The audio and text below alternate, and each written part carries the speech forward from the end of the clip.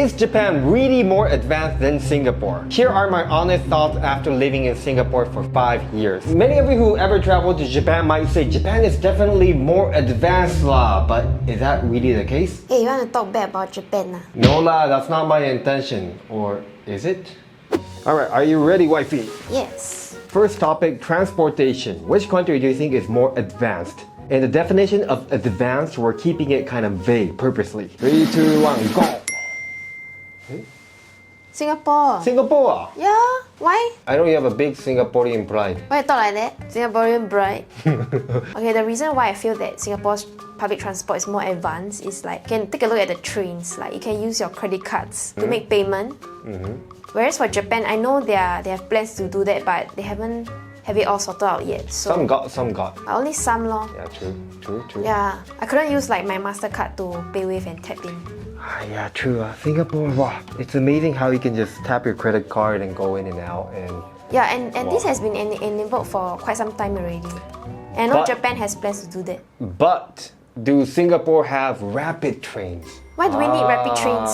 Need meh? Imagine being able to travel from Woodlands to Raffles Place in 10 minutes instead of 30 minutes. I think that would be great lah. You know Japan, right? Wow. The reason why I can travel from Kamakura to Tokyo in 1 hour is because of the rapid trains, and it's just so amazing.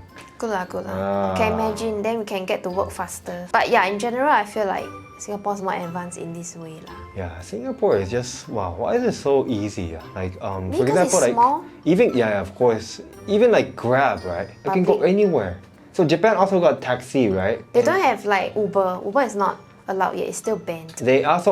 They have something like that, but the thing is we can only hire taxi drivers. Yeah. We cannot hire like a random Grab uncle. This is one problem of Japan, you know. In Japan, it's mainly the taxi association. They're making up all the excuses to prevent competition. So in Singapore, it's a free market, so there's competition, right? But in Japan, the taxi association, they don't want competition. They don't want to lower the price, so they are saying, oh, it's dangerous if these random people can drive people, right? True lah. But the question is like, does the benefit outweigh the cons? Yeah, that too. Yeah. Plus, if you think it's dangerous, you just have the choice not to take it, right? So I think this is a really weird, very Japanese, I would say. Like, we have all this, like, we say shigarami in Japanese, and that's why the taxi in Japan remains very expensive compared to, other parts of Asia. So in conclusion, I feel like Japan has the technology, they have talented people, smart people, but it's all these, like, rules and so many different parties who want to keep their own benefits, and that's stopping the society to become very advanced. And I feel like that's the beauty of Singapore. I feel like not much of that in Singapore. Next topic, Wi-Fi. I'm very enthusiastic about this topic because I'm a YouTuber, I'm a streamer. Alright, which country do you think it's more advanced? 3, 2, 1. Ta-dam! When I first moved to Singapore in 2019, I was very surprised because the Wi-Fi is super fast, even at malls and cafes, like literally everywhere. Because usually in Japan, I find it quite slow, and it's also kind of difficult to find Wi-Fis. Like even till this day, some malls, they don't provide Wi-Fis. And as a YouTuber, it gets really frustrated because I had to find a good Wi-Fi to upload my heavy files to Google Storage so that my video editor can edit my videos. So I often have to cafe hop in Japan, and even if I find a reasonable Wi-Fi, it takes like 10 hours to upload all my files. So in Singapore, I find it so much more easier for me. And the broadband at my home was also very speedy, but I recently got an upgrade, so it's even faster. So we recently got upgraded to StarHub's ultra speed 10 gigabytes broadband. The process was very simple. You just sign up online, and a technical expert from StarHub, a hub trooper, will come set it up for you. My hub trooper was super friendly. He's very knowledgeable and was able to answer all my questions. It only took 30 minutes to set up, and he even played a song for me. Super friendly guy. So this broadband is on StarHub's all-new ultra-speed network. And wow, we are just so amazed at how fast and reliable our Wi-Fi is now. Let me show you. So welcome to my beautiful workplace. So what I'm going to do is, I have this huge bulk of files that add up to 80 gigabytes. And I'm going to drop these files onto my Google storage. Let's see how long it will take. Wow, it's only gonna take 2.5 hours. Previously, before getting my 10 gigabytes broadband, this would have taken maybe around like 3 hours, 30 minutes to 4 hours. So I'm saving so much time. Did you know that there are two speeds in a broadband, which is upload speed and download speed? And that's why you might face issues uploading compared to downloading online. But what's great is that this broadband allows you to do both in equal speeds. It's also much broader in bandwidth, meaning you can connect to many devices all at once without lag. So if you're interested in signing up for this, I have the link in the description box below. So thank you StarHub for sponsoring this video and providing our home with super fast and reliable broadband. Personally, I've been a paying customer of StarHub since 2020, so it's really great being able to work with them. Next up, admin process. This is pretty much quite obvious lah, this one. Applying for visa, buying a house, opening a bank account, everything is just so much easier in Singapore. And wow, that's like one of the earliest culture shocks I had. Because you know in Japan, right, when you do a admin, you still have to use a stamp. Your own name stamp. Yeah, our family stamp. And if you live in Japan, you're gonna have to make your own. Even if your like last name is, for example, if it's difficult, like Alfonso. I don't know why I just said Alfonso, but for example, if you have a last name called Alfonso, you need to, like, most likely you're gonna have to customize it. Then you're gonna have to use that for like all the documents which are still printed in physical copies. No, English name can make stamp also. Yeah, I think you're gonna have to customize it though. Make? Yeah. I mean, like my name is quite typical, so you can find it at like Daiso. Yeah. But we still need it. I mean, I know stamp is like one of our culture, but like it's not really practical, right? But again, this is Japan. We like to keep our tradition and it's good lah, it's good lah. Yeah, I mean, good and bad, I guess. Yeah, you know, like, yeah, many things here can be done online, like in our own home. Yeah. So like, and many times, right, I actually take for granted because like it's just in our everyday lives already. Yeah, whereas I mean, like in other countries, it's not the same. For example, meetings, right? Meetings in Singapore are so efficient. I worked in Japan for 4 years and I was taught from my senpais to try to physically meet your clients because that is respectful. So if you have important matters, you first call the client and you secure an appointment. Then you'll visit their office. This was the norm and it still is for a lot of Japanese companies. But in Singapore, it's more efficient in a way that a lot of the meetings are actually done via Zoom or WhatsApp. And personally, I feel like this is so amazing because both parties don't have to, waste time to get to their office, because going to someone's office and coming back, that's already like easily 30 minutes, an hour. So meetings in Singapore are super efficient. And after upgrading my home Wi-Fi, meetings are even more efficient and smooth thanks to the ultra fast speeds. My broadband is probably one of the best in the market, so I no longer have to waste time and money going to a cafe with Wi-Fi, which I used to do all the time in Japan. Instead, I can comfortably stay at home and work. Next up, payment of product and services. This is also obviously the 3, 2, 1. Singapore wins. This is also quite obvious lah, this one. Don't say obvious, you're hurting a lot of my viewers. We also trying our best, ma. No, as in obvious, as in like obvious lah. Wait, did you just say obvious as in obvious lah? Because like... You need some improvement in your English lah. You know these days, right? When I go out, I only just bring my handphone. I don't even bring my wallet. That's possible in Singapore, right? I just use it to pay for everything, take the true. train, whatever. True. Whereas in Japan, I always run out of cash because I have to top up the train card with cash. I'm sorry that happens to you. I think it's pretty amazing here compared to many countries in the world, not just Japan, I think.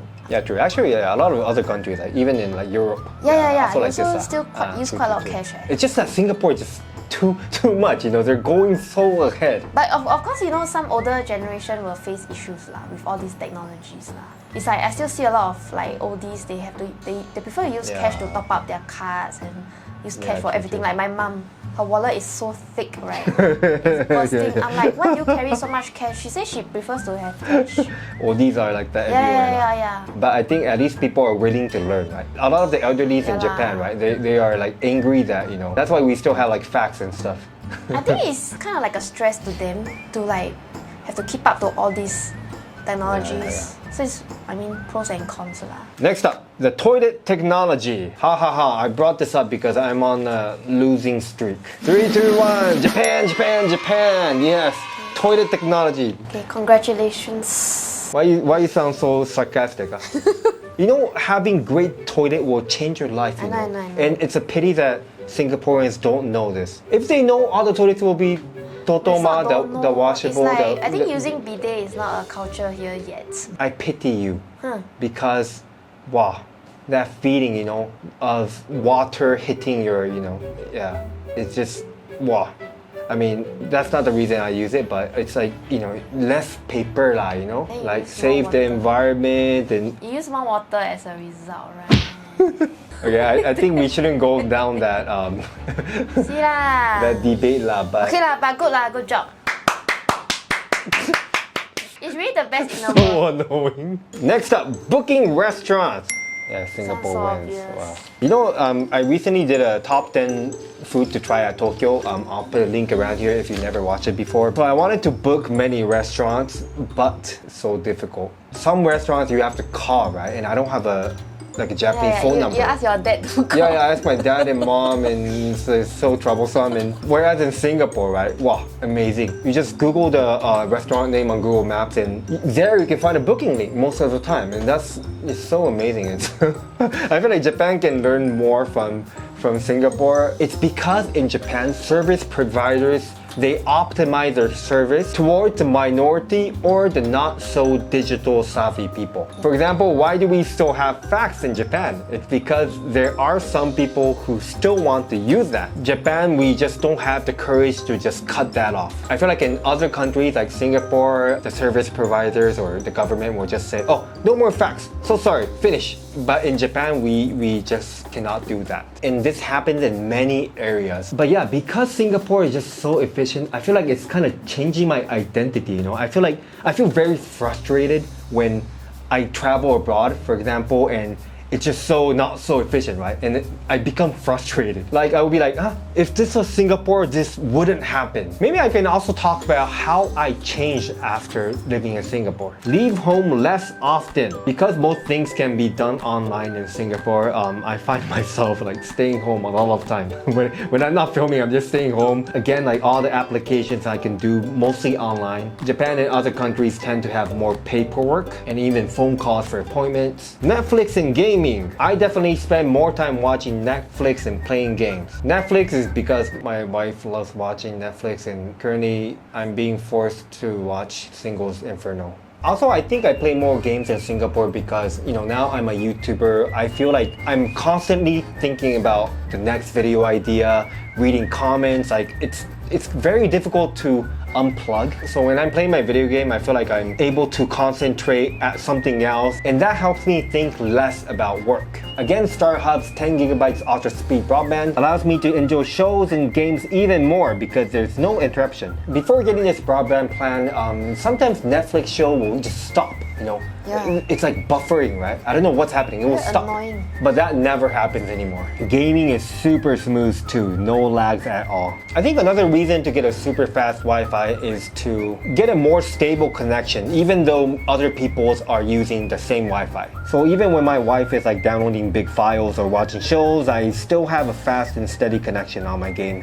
Whether you're a content creator, hardcore gamer, or K-drama lover, you can enjoy ultra smooth streaming with this ultra speed broadband. And don't miss out on StarHub's limited time 10 gigabytes broadband and entertainment bundle with Premier League and Netflix, Disney Plus, and more. Next up, spending time with family. I think this is one of the biggest cons for many foreigners who move to Singapore. We definitely have less time with our families, right? But thanks to technology, we can, you know, video call anytime.